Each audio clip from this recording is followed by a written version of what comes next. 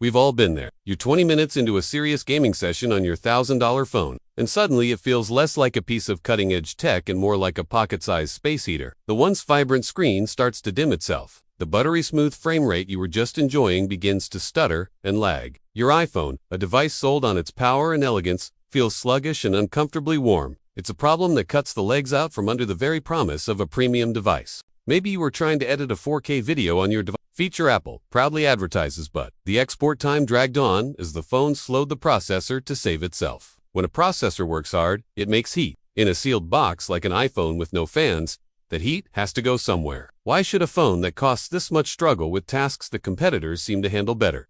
The long-term damage is worse. Excessive heat is the #1 enemy of battery health. Constantly running your iPhone hot permanently kills its battery capacity, meaning, over time, it won't just run slower. It'll die faster, too. Graphite is a decent heat conductor, but next to a vapor chamber, it's like trying to put out a forest fire with a water pistol. It helps, but it gets overwhelmed fast. A vapor chamber is way more effective at transferring heat than the cooling systems in current iPhones. The introduction of this tech, which reports say will be exclusive to the iPhone 17 Pro when you fire up a demanding app.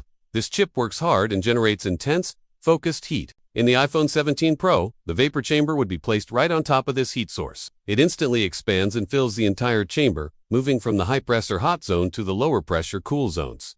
This is the key. As the vapor reaches cooler parts of the chamber, away from the chip and closer to the phone's frame, it releases its heat into the copper walls. It's a brilliant piece of passive engineering that moves heat far more effectively than any solid metal or graphite ever could. This is the tech that could finally let the iPhone S processor run at its peak for longer than ever before. This process releases the heat it was carrying, which is then dissipated out through the phone's chassis. Instead of slowly conducting heat through solid metal, the vapor chamber transports heat almost instantly by moving the gas itself, carrying it away from the chip and across the whole copper plate. How do they get back to the hot spot? To start over. A vapor chamber means the 30th minute of gameplay will be just as smooth as the first, ending the frustrating lag spikes that plague long sessions on iPhones now.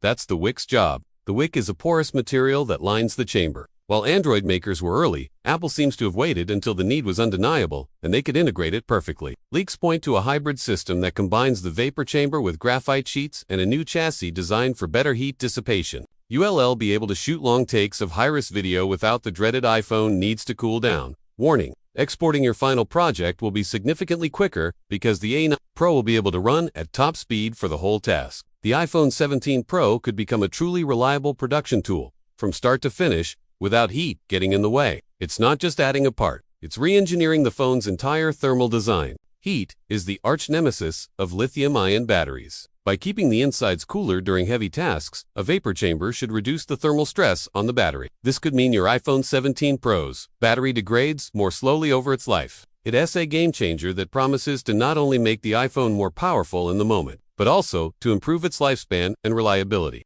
While Apple may have taken its sweet time getting here, this new cooling system could finally let its hardware reach its true potential, making the best smartphone on the market even cooler in every sense of the word. Smash the like button, subscribe, and turn on notifications for more tech challenges, future experiments, and real talk from TechWave65. 2 years in, your phone might hold its charge better than any iPhone before it. Your investment will feel newer for longer. With a vapor chamber, you could play for an hour or more with the graphics maxed out, and the frame rate should stay locked and smooth. Long video calls will be more comfortable, and the phone itself will just feel cooler in your hand during any heavy task. It signals a major shift in Apple's thermal design, a necessary step to keep up with its own powerful chips and the growing demands of modern software. By finally embracing vapor chamber technology, Apple isn't just fixing the annoying problem of thermal throttling, it's unlocking a new level of sustained performance. That uncomfortable warmth that tells you your phone is struggling could become a thing of the past. The whole device will feel more stable and reliable. No more sudden stutters during a key moment. No more lag that gets you knocked out. The phone will run cooler, performance will be consistent, and the experience will finally feel like a true portable console. It's a classic Apple move, wait, watch, and then roll out a solution they believe is perfect. But I want to hear from you. Is Apple's wait and perfect strategy the right call?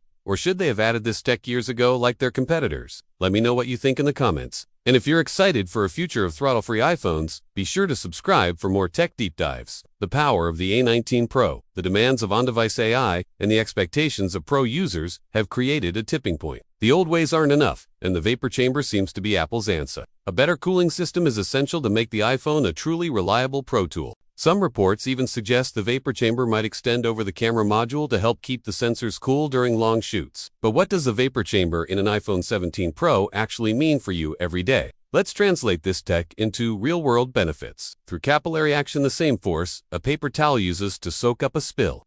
The liquid is drawn back along the wick, from the cool areas to the hot area over the chip. Once there, it's ready to absorb more heat, turn to vapor, and start the cycle all over again. And Pro Max models is basically Apple admitting that their chips have finally gotten too powerful for their old cooling methods. Running complex AI models directly on the device is incredibly taxing and generates a constant stream of heat. To deliver the seamless AI experiences Apple is promising, the iPhone 17 Pro has to manage that heat without slowing down. The demands of on-device AI, console-level gaming, and pro video work need a solution as smart as the chip itself. It's a vicious cycle of heat, throttling, and decay that has annoyed iPhone power users for years, and has been in Android phones for years. Why is Apple only doing it now? Is this just Apple being late again? The upcoming A19 Pro chip is expected to be another big leap in performance, but with great power comes great heat. Leaks suggest the A19 Pro will run hotter than previous chips, pushing Apple's old cooling methods past their breaking point. Plus, the focus of modern chips is shifting. It's no longer just about short bursts of speed. It's about sustained performance for tough new jobs. The answer is a bit more complicated and points to a perfect storm of new tech and user demands that make a vapor chamber not just nice, but necessary. Apple's current approach feels like showing up to a Formula One race in a station wagon. The engine might be powerful, but it's not built for that kind of environment. The process is elegant, effective, and happens in a continuous, self-powering loop of evaporation and condensation. Let's break down the physics inside the iPhone 17's rumored vapor chamber. For years, Apple has used passive cooling, basically using the metal frame and some graphite sheets to spread the heat out. The chamber is a hollow, sealed copper container with a porous wick structure inside that is saturated with a tiny amount of liquid, chosen for its low boiling point. As the A19 Pro heats up, that energy transfers to the liquid, which quickly boils and flashes into vapor. This change from liquid to gas absorbs a ton of heat energy, pulling it directly away from the processor. But that method has its limits. When the chip generates heat faster than the phone can get rid of it, the only option is to slow everything down. The answer, according to a growing number of analysts and leaks, is a vapor chamber, and powerful cooling technology that has been used for years in high-performance gear, like gaming laptops, and importantly, flagship Android phones. For a while now, brands like Samsung and OnePlus have used vapor chambers to keep their devices cool, leaving many wondering why Apple has been so late to the party. Or the classic example.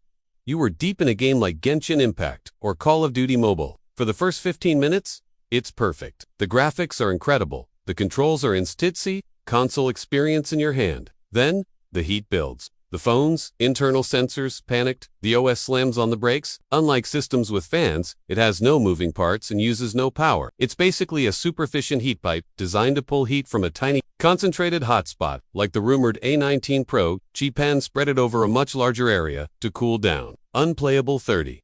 The screen dims so much you can barely see, and the back of the phone feels hot enough to cook on. You pay all that money for the fastest chip and the most advanced camera, only to have that power kneecapped by something as basic as heat. For years, this has been the iPhone's dirty little secret.